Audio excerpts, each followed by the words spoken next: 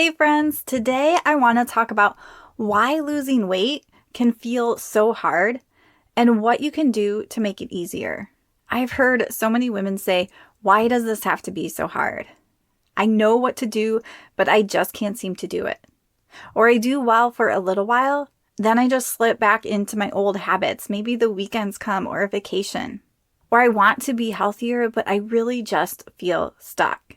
If this sounds familiar to you, you are not alone.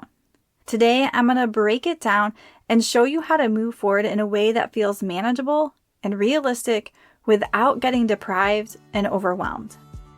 Hi friends, and welcome to the Healthy Beyond 40 show. I'm Michelle, mama 4 and military wife, and I'm passionate about helping women get healthy from the inside out so they can feel better and live their best life. Do you feel like you're struggling to lose weight and get in shape? If you're ready to develop healthier habits, exercise consistently, and lose weight sustainably, then you're in the right place. I combine my expertise from my doctorate in physical therapy to my experience as a health coach, personal trainer, and yoga teacher to bring you actionable steps for a healthy lifestyle. No magic pill here, so lace up those shoes and get moving. All right, so today I want to start with giving you a little background information on why change is hard. Because when we're trying to get healthy, we are creating change. We're doing something different. And change, whether that has to do with health or life, is really hard because our brain likes what is familiar. So even if something isn't that good for us, our brain prefers to do that familiar thing. It's easy. There's a strong neural network for it. So maybe you're used to eating a certain way. When you get home from work, you're used to grabbing something. Maybe you're used to moving or not moving a certain way. Maybe you always park close. Maybe you don't go for walks. Maybe you don't work out. So changing any of that would be really hard. And it's hard from a brain perspective. And just like when we react to situations in a certain way, we typically react the same way. So maybe our child says something and we might yell or we might react in a certain way. It's a neural network in our brain. So to change that pattern is hard.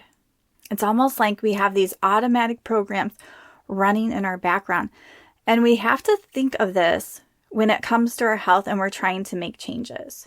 Because we need to approach it from a point of kindness and compassion and curiosity. So maybe when you're hungry, or I'll actually say maybe when you're stressed, your automatic reaction is to grab for a quick snack, a carby snack, because that's usually what our brain wants because we're going to get a hit of dopamine. So this is a pattern in your brain. So it's very hard to do something different. So when we beat ourselves up, it keeps us stuck. Maybe after dinner, you're used to always grabbing a sweet treat. That's what you've always done. So to not do that is going to be hard. You're going to feel uncomfortable. And so when we do this and we're trying to change things, change habits, patterns that we've lived by, it is hard. Because again, our brain wants to do what is familiar, that is safe to us, even if it's not the best thing for us. So that example where the person is stressed and grabbing for a snack, the safest thing for that person to do to feel better is to grab that snack because they know they're going to feel better because they get that dopamine hit. The same thing if you grab that sweet treat after dinner, the safest thing for your brain, the safest thing to make you feel good is to just grab that sweet treat. Because who knows what happens if you don't grab it and you're going to feel uncomfortable and who knows what happens. That's what goes on in the background that we're not even aware of. So of course it's going to be hard to create new habits. But the good news here is that you can retrain your brain. You can create new neural networks in your brain. And this is what I help clients do, is we try to create new thoughts. I have a process where we break down our thoughts and our feelings and our actions of what's going on, and we move that to an intentional way that we want to think, because what we're thinking is creating feelings and creating actions. And if there is an emotion that's stuck, Then I bring in my EFT, emotional freedom techniques, where we work on using a somatic, a body-based way to decrease some strong feelings that we have so we can get to a place where we want to go. It's really hard to change our thoughts and retrain our brain, but there are tools to do this with a coach, and there's also tools you can do on your own. So when I'm working with clients, not only am I coaching them in the moment, I'm giving them tools to use on their own too. I think it's always great to have some outside input. I am part of a group coaching program myself, so I can get that coaching and that input for me too. Just as a mom and a homeschooler and a person in general, a lot of times we need some extra support because our brain runs automatically and it doesn't always run the best way. And if you guys are looking for any extra support or a coach for you, I'm going to put a link down below where you can sign up for a free call to chat with me to see if we're a fit. And also I give 10% off for military teachers and frontline workers. Just mention that when we have that free call. All right, so let's dive into a couple steps that I have for you to follow today. So the first step is accept the fact that change feels uncomfortable.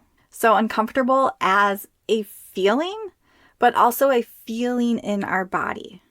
Because we know if changing habits was easy, losing weight would be easy, having our kids pick up after themselves would be easy, any new habit would be easy, but that's really not reality.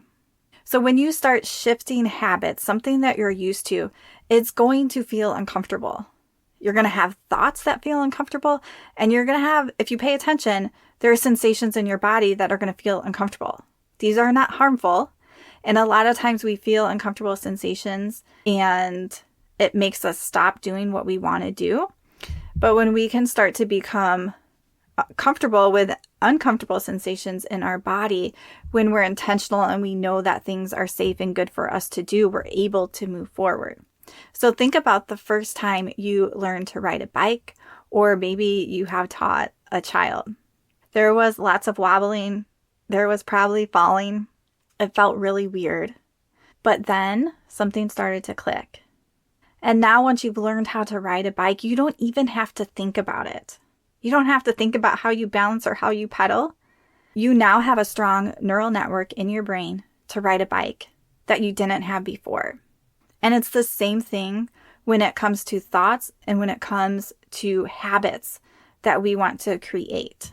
So at first, it's going to be hard to eat a certain way, to exercise in the morning, exercise after work. But if you keep going, it gets easier. Most people just give up way too soon, or they have started with something that isn't really sustainable. So instead of getting mad at yourself for struggling, because just like riding the bike, we're going to fall, we're going to wobble. When we're trying to eat a different way or trying to exercise, we're going to fall, we're going to wobble. But we don't give up. We just remind ourselves, this is part of the process. I'm learning something new and I'm going to keep moving forward. So imagine if you had that thought. What feeling would that create for you? And what action and result would you get? So number 2 is to shift to a mindset of curiosity. If we approach things with curiosity instead of frustration, we're going to get so much further. So instead of thinking, I messed up again, I have no willpower, what's wrong with me? What if instead we thought, that's interesting. Why did I eat that when I wasn't hungry? Oh yeah, I was actually just feeling really bored and I'm just used to doing that. Like what a different conversation you could have with yourself. You can clearly see that one is going to move you forward and one is going to keep you stuck. So when we approach these habits and this change as a scientist, gathering information instead of judging yourself, you're going to help yourself to move forward. So some questions you could ask yourself was, what was I feeling in that moment? That emotion, those sensations in our body. What did I really need? Did I actually need some healthy food? Did I need a break? Did I need a hug? Did I need something to relieve stress, like yoga or walking outside? And you could ask yourself, what would I do different next time? So instead of beating yourself up, you're learning from it. And when we have that calm brain and curiosity, it's going to put us in a problem-solving mode, which is going to help you to make better choices next time. The next step or thing I want you to think about is, are you preparing yourself for success? This means that we have to start to be intentional and prepare ourselves. Are you planning ahead for meals? If you know you're going out to eat, maybe could you check the menu ahead of time and make a decision in advance? Because when you're at that restaurant, when you're in that moment, you're going to be led more by your emotional brain than your cognitive thinking prefrontal cortex brain. So if you can make that decision ahead of time, it starts to take out that emotion in the moment. It may still feel a little comfortable if you're choosing something healthier, but if you've already made that decision ahead of time, you're going to have more peace and more calm with it. And like I mentioned at the beginning, are you doing things that are sustainable? So can you make small swaps instead of trying to overhaul everything? Again, if we're thinking about our brain and we want to overhaul all of our meals at once, that is so overwhelming and it's going to take so much brain power all the time. Versus maybe we're just going to start with adding more protein to breakfast or drinking more water. You can feel a sigh of relief instead of overhauling everything I'm eating and drinking. We want to start with those small, sustainable changes because we want it to feel safer to our brain and we want to make that network really strong. So for example, if that's adding protein or more protein to your breakfast, let's get that easier, just like riding a bike. Get that easier, then let's add something else on. Can you prepare yourself in advance by recognizing your triggers? So if you crave sugar at night, what can you do in advance? Is the sugar craving like you're actually hungry? Well, then can I make sure I have some protein, fiber, or a bigger dinner? Or is this just a habit? Or do I do this out of sadness or boredom? So what is that trigger? And what can I do instead when that feeling or emotion comes up? Can I journal? Can I talk to someone? Maybe if I'm so used to after dinner eating a treat, after dinner, can I just go for a walk so I'm out of the house for that normal time? But you have to prepare in advance for this. So here's another example. Let's say you get home from work exhausted and you just want to collapse on the couch. And your brain starts saying, I'll work out tomorrow. This is no big deal. This is called negotiating with yourself. I also like to work on this one with clients. But then tomorrow comes and the same thing happens again. So if this keeps happening, how can you plan for it? You're exhausted after work and you're not going to work out. Can I maybe work out in the morning or earlier in the day? A quick lunch break. Maybe could I come home in my workout clothes so I am all ready to work out? Can I have some other trigger if maybe after work is the only time I can work out so that I can do this and make it more fun? Can I blast some music or listen to a podcast to help push me past that? Can I say to myself, I'm just going to do 5 minutes and then if I want to stop, I can stop? So we have to plan ahead for it when the same things keep happening so we're not relying on the willpower in the moment. And you're starting to make choices that actually align with what you want. All right, so quick recap. Number 1, accept that change feels uncomfortable at first. It doesn't mean you're failing. It means you're just rewiring your brain. Number 2, be curious instead of judgmental. So when things aren't going right, be curious. Just be a scientist. We're just trying to figure this out.